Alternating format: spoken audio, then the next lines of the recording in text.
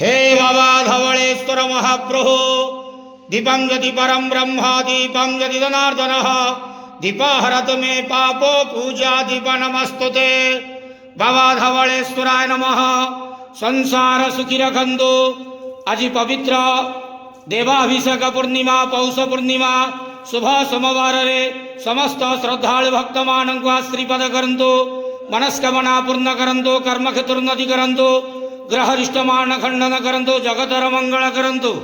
विश्वर कल्याण करंतु। आपणकर नाम प्रकाश करंतु। समस्त गुआवसा भक्त मानकर मनस्कामना पूर्ण करंतु। हे बाबा धवळेश्वराय नमो नमः। संसार सुखी रखंतु आनंदे गेवार। हरि बोलो। आज पौष पूर्णिमा शुभ सोमवार रे समस्त श्रद्धालु भक्त मानक आश्रीपद करंतु आनंदे गेवार। हरि बोलो। बाबा धवळेश्वराय नमो नमः।